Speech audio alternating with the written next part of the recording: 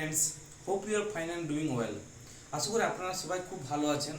আমি গতকালকে একটা ভিডিও আপলোড করছি, যেটা হচ্ছে টেন্সের অন্তর্গত প্রেজেন্ট ইনডিফিনাইট টেন্স এবং টেন্স সম্পর্কে আমি একটা প্রাথমিক ধারণা দিয়েছি। আমরা যারা ইংরেজিতে দুর্বল বা আমরা কম্পিটিটিভ লাইনে যারা আমরা পড়াশোনা করছি বা টেন্সকে আমরা আরও ভালোভাবে বোঝার জন্য চেষ্টা করছি, হয়তো অন্যান্য ভিডিও দেখে আমরা বুঝতে পারছি না। তো এই ভিডিওতে আমি একদম ক্লিয়ার করব প্রেজেন্ট কন্টিনিউয়াস টেন্স। ইয়েস্টারডে আমি ক্লিয়ার করছি present indefinite tense and today I am going to teach about present continuous tense. টেন্সের অন্তর্গত এটা একটা খুব ইম্পর্ট্যান্ট একটা টপিক। যেমন প্রেজেন্ট ইনডিফিনাইট টেন্স একটা খুব ইম্পর্ট্যান্ট টপিক, সেরকমই present continuous tense it is also very important topic. So আমি একদম বেসিক থেকে শুরু করছি, মানে জিরো লেভেল থেকে, যাতে সবাই বুঝতে পারে। এবং যেহেতু আমরা বেঙ্গলিতে বুঝবো এবং ইংরেজিতে টার্মসগুলো থাকবে, তো আমি লিখেছি বেঙ্গলি প্লাস ইংলিশ, আমি দুটোতেই লিখেছি যাতে আপনাদের সকলেরই বুঝতে সুবিধা হয়। তাহলে প্রথমে আমাদেরকে বুঝতে হবে যে প্রেজেন্ট কন্টিনিউয়াস টেন্স এটার মানে কি, আমরা কখন ইউজ করব প্রেজেন্ট কন্টিনিউয়াস টেন্স। আমি যদি দেখি যে ইয়েস্টারডে যখন আমি ভিডিও আপলোড করি বা যখন ভিডিও শ্যুট করি, তখন আমি অনেক ধরনের কমেন্টস পেয়েছি, যেটা আমি লিখেছি এবং আমার খাতাতে নোট ডাউন করা আছে, যেগুলো আমি অ্যান্সার দেবো ইন নেক্সট ভিডিও। তো আজকে আমি আলোচনা করব প্রেজেন্ট কন্টিনিউয়াস টেন্স। ওকে, সো প্রেজেন্ট কন্টিনিউয়াস টেন্স মানে কি হচ্ছে, present continuous tense is used when an action is going on or going to be continued in future। Present continuous tense এর মানে হচ্ছে বর্তমানে কোনো কাজ চলছে বা নিকট ভবিষ্যতে চলবে, এরূপ বোঝালে প্রেজেন্ট কন্টিনিউয়াস টেন্স হয়। আচ্ছা, বর্তমানে কোনো কাজ চলছে মানে any work that is going on right now, মানে আমি বুঝতে পারছি, আপনারা বুঝতে পারছেন, বা চলছে এরকম আমাদের, তো সেখানে আমরা প্রেজেন্ট কন্টিনিউয়াস টেন্স ইউজ করব। আবার একটা কি ডিফারেন্স আছে, নিয়ার ফিউচারে, মানে নিয়ার ফিউচার কিছু একটা ঘটতে চলছে, সার্টেন মানে নিশ্চিত একটা ঘটতে চলেছে বা হবে, বা আমরা যাব নিশ্চিত রূপে, তখন আমরা প্রেজেন্ট কন্টিনিউয়াস টেন্স ইউজ করব। আমি আরেকবার ডেফিনেশনটা বোঝাবার চেষ্টা করছি। Present continuous tense is used when an action is going on or going to be continued in future। In ফিউচারে সার্টেন নিশ্চিত রূপে এটা ঘটবে বা হবে বা আমরা যাব, তখন আমরা কিন্তু এই প্রেজেন্ট কন্টিনিউয়াস টেন্স ইউজ করব। বাংলায় আশা করি আপনারা এর ডেফিনেশন বুঝতে পেরেছেন। আচ্ছা, আমরা সেকেন্ড পয়েন্টে যেটা যাব সেটা হচ্ছে স্ট্রাকচার। আমি বুঝলাম এটার ডেফিনেশন কি আছে, কিন্তু আমি সেন্টেন্স কিভাবে ইউজ করব। আমরা ধরুন আমরা বাংলাতে কথা বলি, যেমন আমি বাচ্চাদেরকে পড়াতেছি বা ছেলেরা মাঠে খেলিতেছে। ওকে, তো এই ধরনের যে সেন্টেন্সগুলো আছে যেখানে বাংলার ক্রিয়া শেষে তিছি, তেছে, তেছেন ইত্যাদি থাকবে, তার আগে আমাদের দেখতে হবে এই যে স্ট্রাকচারটা কি আছে। যেমন subject plus am is are plus ভার্বের first form plus object. Subject মানে আমরা জানি, এখানে আমি লিখে নিয়েছি ছোট করে, I, you, we, they, he, she, it. এখানে ইজ নয়, এটা হয়ে যাবে ইট। তাহলে এইগুলো সাবজেক্ট। আবার এই সাবজেক্টের পরিবর্তে যদি অন্য নাম থাকে, যেমন রাম, শ্যাম, আবার যদি অন্য কোনো নাম থাকে, সেক্ষেত্রে আমরা কি ইউজ করব, আমরা সেখানে হি, সি, ইট এগুলো আমরা ইউজ করতে পারি। ওকে, তাহলে আমরা বুঝলাম যে স্ট্রাকচার কি আছে। এরপর বাংলায় চেনার উপর আমরা কিভাবে বাংলাতে চিনব, এটা প্রেজেন্ট কন্টিনিউয়াস টেন্সের উদাহরণ।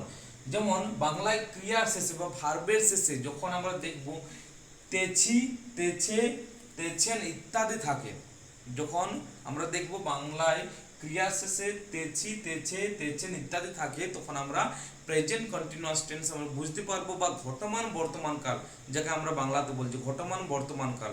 ওকে, কতগুলো উদাহরণ আমি লিখেছি, আপনাদের হয়তো ক্লিয়ার হয়ে যাবে। আমি ভাত খাইতেছি মানে আমি ভাত খাচ্ছি, খাইতেছি মানে আমি ভাত খাচ্ছি।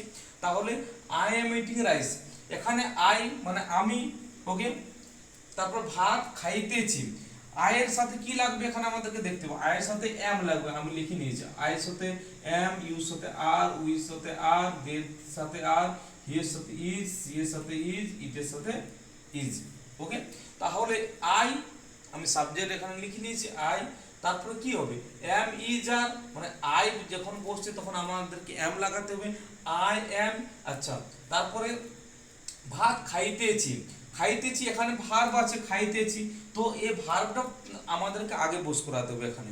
তো ভার্বের ফার্স্ট ফর্ম মানে কি, ইট মানে হচ্ছে খাওয়া, ইটের সাথে আমাদেরকে আইএনজি যোগ করতে হবে, আইএনজি আমাদেরকে যোগ করতে হবে, আইএনজি প্লাস অবজেক্ট। তাহলে ইটের সাথে আমাদের আইএনজি যোগ করতে মানে ইটিং হয়ে যাবে, আর রাইস, রাইসটা কি হয়ে যাবে অবজেক্ট। আচ্ছা, সেকেন্ডে কি লিখেছি, ইসিতা বই পড়িতেছে, ইসিতা এখন বই পড়িতেছে। ওকে, ইসিতা বই পড়িতেছে। আচ্ছা, ইসিতা একজন মেয়ে আছে, তাহলে ইসিতা আমরা সি যদি নাম যদি আমরা না জানি তাহলে আমরা এখানে সি লিখবো। তাহলে ইসিতা ইজ, ওকে, মানে যেহেতু নাম আছে সি তাহলে কিন্তু হবে ইজ। তো ইসিতা ইজ রিডিং, পড়ার ইংরেজি কি রিড, তো রিডিং মানে আইএনজি যোগ হবে, ইসিতা ইজ রিডিং বুক, ইসিতা বই পড়িতেছে, বই পড়িতেছে। ছেলেরা ফুটবল খেলছে। আচ্ছা, আমরা দেখতে পাচ্ছি বাচ্চাগুলো ফুটবল খেলছে বা ছেলেগুলো ফুটবল খেলছে, তাহলে ছেলেগুলোর কি ইংরেজি, ইংরেজি কি আছে, ছেলের ইংরেজি হচ্ছে বয়েজ। ওকে, বয়েজ। তারপরে কি হবে, যখন আমরা অনেকগুলো থাকবে, অনেকগুলো, যেমন বয় যদি একজন থাকে তাহলে বয় ইজ, বা অনেকগুলো তখন বয়ের থেকে বেশি প্লুরাল ফর্মে থাকবে তখন আমরা আর ইউজ করব, তাহলে এখানে কোনটি হয়ে যাবে আর। বা বয়েজ যদি আমরা আমরা বলতে পারি দে আর প্লেইং ফুটবল, তা বয়েজ আর প্লেইং ফুটবল মানে খেলার ইংরেজি কি প্লে, তার সাথে আমাদেরকে আইএনজি যোগ করতে হবে, এবং ফুটবল কি খেলছে না ফুটবল খেলছে, তা বয়েজ আর প্লেইং ফুটবল।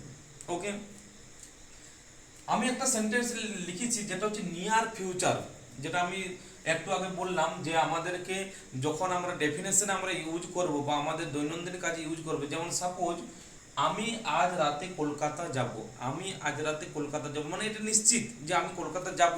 এই ক্ষেত্রে কিন্তু আমরা কি ইউজ করব, প্রেজেন্ট কন্টিনিউয়াস টেন্স। আচ্ছা, কি এটা আছে ইংরেজিতে, I am going to Kolkata tonight, মানে আমি আজ রাত্রে কলকাতা যাব। এই যে একটা নিয়ার ফিউচার, কিন্তু এটা সার্টেন হতে হবে যে আমি কনফার্ম যাচ্ছি, তাহলে কিন্তু আমরা কি করব, আমরা কি ইউজ করব, সেটা হচ্ছে প্রেজেন্ট কন্টিনিউয়াস টেন্স। তাহলে আমি আজ রাতে কলকাতা যাব, I am going to Kolkata tonight, it is showing that near future. Okay, তো আমরা আজকে বুঝতে পারলাম যে প্রেজেন্ট কন্টিনিউয়াস টেন্স আমরা কখন ইউজ করব আর কিভাবে ইউজ করব, স্ট্রাকচার বাংলায় চেনার উপায়, কিছু এক্সাম্পলস, ডেফিনেশন আমি আপনাদেরকে শেয়ার করলাম। ভিডিওটা ছোট্ট হলো কিন্তু এই ভিডিও থেকে আপনারা একদম ক্লিয়ার আন্ডারস্ট্যান্ডিং বা বুঝে গেছেন। এর পরবর্তী ভিডিওতে আমি present perfect tense and present perfect continuous tense এই দুটো আমি টপিক একসাথেই কভার করব। আমরা যারা ইংরেজির দুর্বল আছি আমরা মনোযোগ সহকারে টেন্স যে টপিকটা আছে ইংরেজি গ্রামার সেটা ভালোভাবে শিখব। তারপরে আমাদের যে কম্পিটিটিভ লাইনেও আছে সেখানেও কিন্তু এই টেন্সটা আমরা যদি ভালো করে আয়ত্ত করতে পারি তাহলে কিন্তু আগামীতে কোথায় হ্যাভ হ্যাজ বা আর ইজ এম কোথায় বসবে আমরা অটোমেটিক ক্যাচ করতে পারবো। তো ভিডিওটা দেখার জন্য অসংখ্য ধন্যবাদ, আর আপনারা আমার চ্যানেলটিকে লাইক অ্যান্ড সাবস্ক্রাইব করে দেবেন। Thank you very much.